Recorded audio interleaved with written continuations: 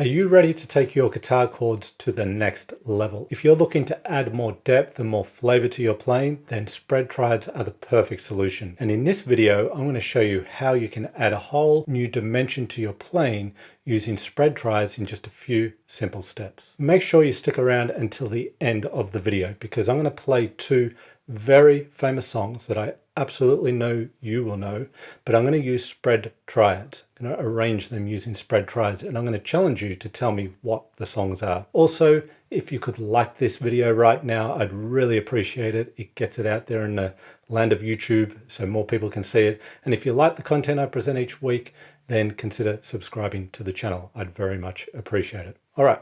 Let's get to it. So let's begin with root position spread triads. Now, if you know triads, it's very easy to create a spread triad. And I'll show you exactly why we call them spread triads too. I think it's going to be obvious once you see how we build them. If you're new to triads, you don't need to know what a triad is to do a spread triad. You can still watch this video, but I have a triad video that will take you through it in great detail that you can bookmark. I'll link to in the right top corner now. You can bookmark that to watch that later. So let's say we've got a C major triad here on string set 543. Okay, little C major triad. That's a standard normal triad, all on adjacent strings. To make it a spread triad, we need to spread the notes out a little bit more. So what we do is we take the middle voice in, the C note here, and we drop it down an octave.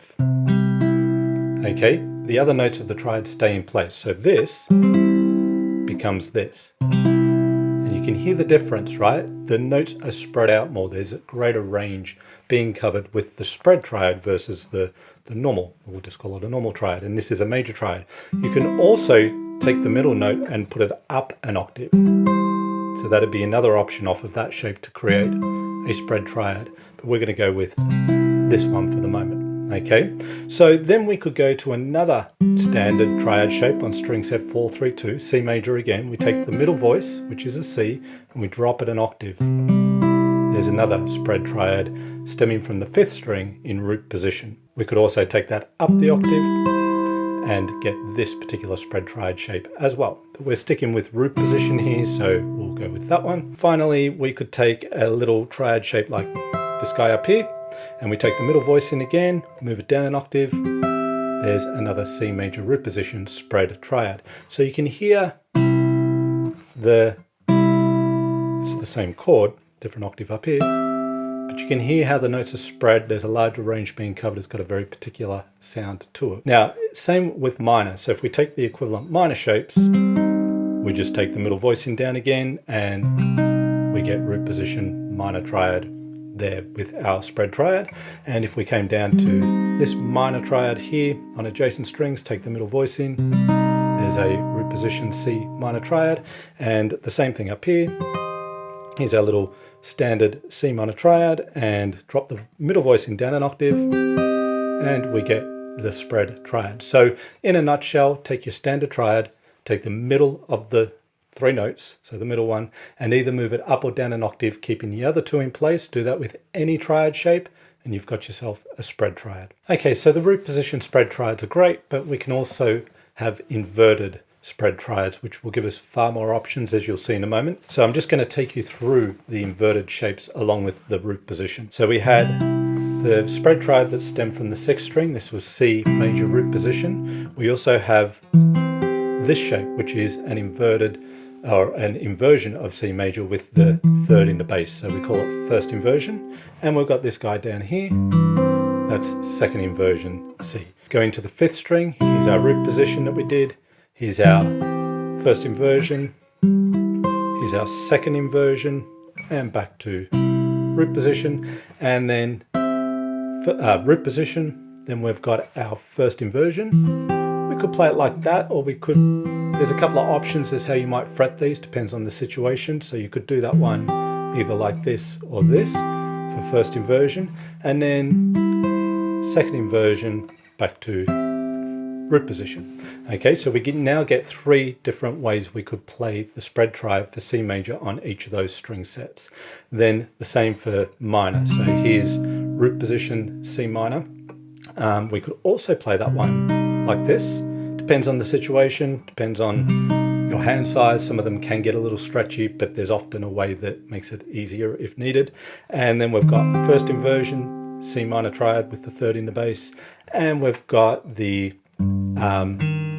this one down here. This is the second inversion, C minor triad, which could also be played like that. You might think, why play it like that? This is easier in terms of stretching, therefore go for that one if that's the case. And then we've got root position C minor here. We've got first inversion, which could be played like this. That's yeah, we could play it like that as well.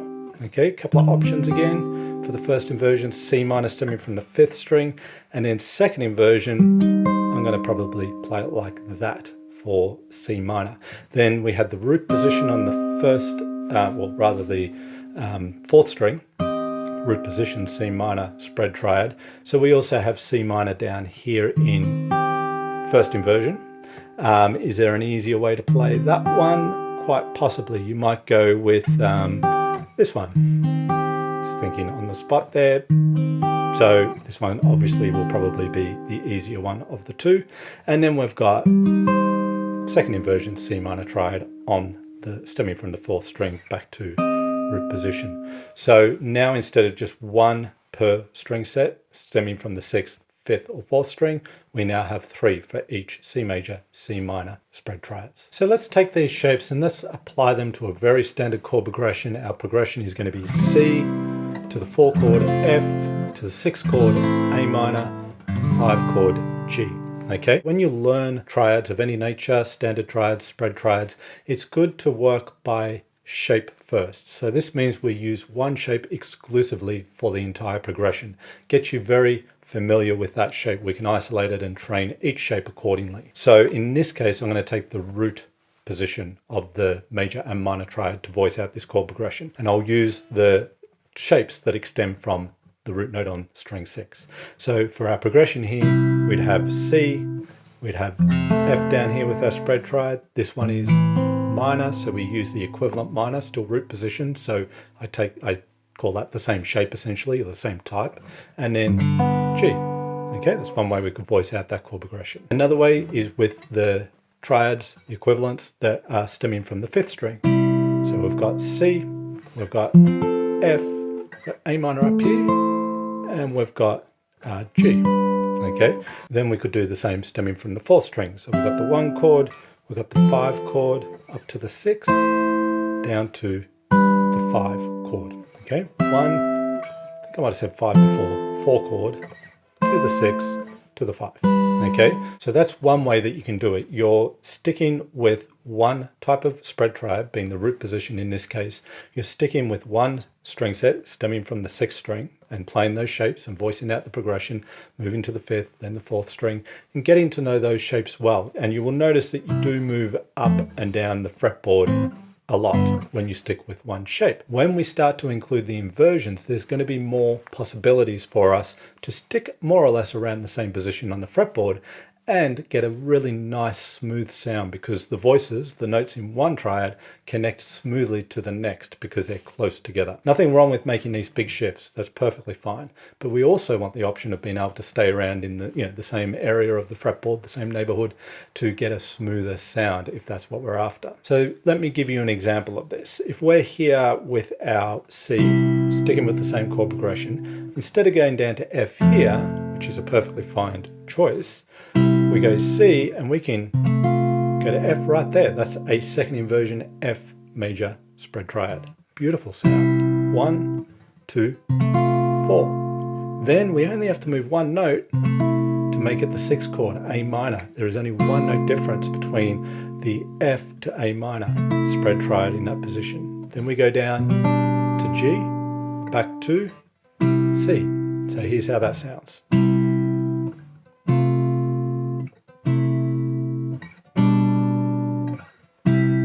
Really beautiful sound, very smooth. You can see we're not venturing too far from this position on the fretboard. That's playing by position as opposed to shape. I'm changing the shape to stay in the position. That's basically the underlying thing that's happening there. Let's do it with another string set now. So let's say we start with second inversion C major triad.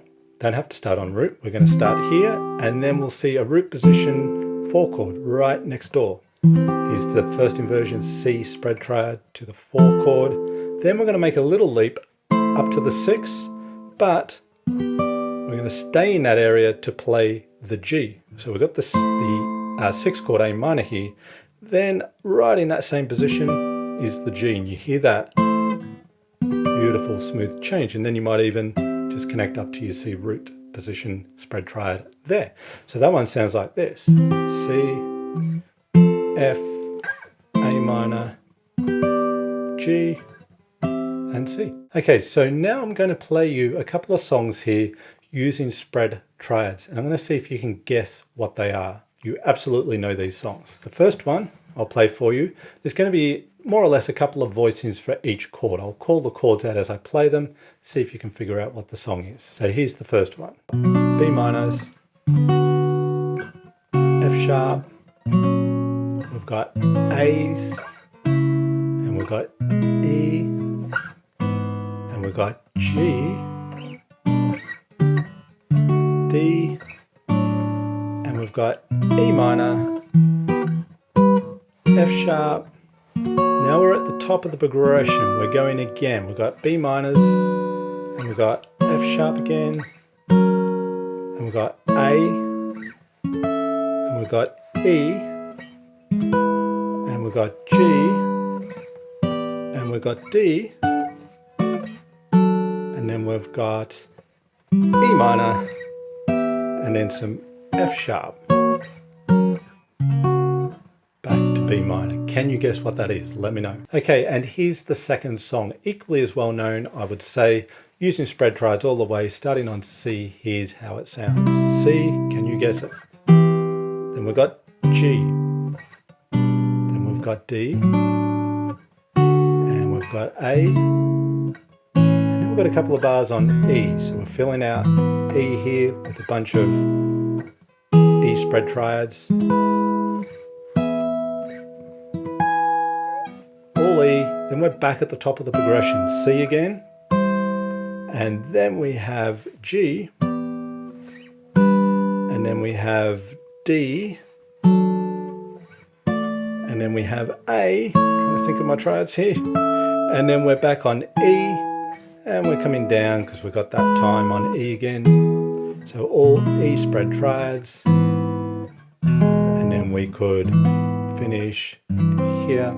We could keep going, but that's the second time through the progression. If you like this video, then you'll love this free workshop called Dynamic and Compelling Ways for Arranging Music to Accompany a Singer on One Guitar. In it, I teach and train effective ways to create amazing sounding arrangements for a single guitar and vocal. So whether you're someone who would like to be able to create the perfect arrangement of a song, or a singer-songwriter who would like to be able to accompany themselves on guitar, or a guitar player who would simply like to have more ways to express themselves on the instrument, then this workshop is for you. Better yet, I have an actual singer on hand throughout the workshop to demonstrate all the concepts covered so you can hear just how effective they are. Everything is put to the test. No theorizing, just practical ways to create arrangements of songs that sound amazing. Plus, you also receive a PDF booklet that complements the class, offering tools and concepts you can use as well as worksheets for your arrangements. So click the link in the description below this video and download your free video workshop, Dynamic and Compelling Ways for Arranging Music to Accompany a Singer on One Guitar. You'll have it in your inbox within minutes. Let me know in the comments what acoustic guitar topics you'd like to see covered in future videos.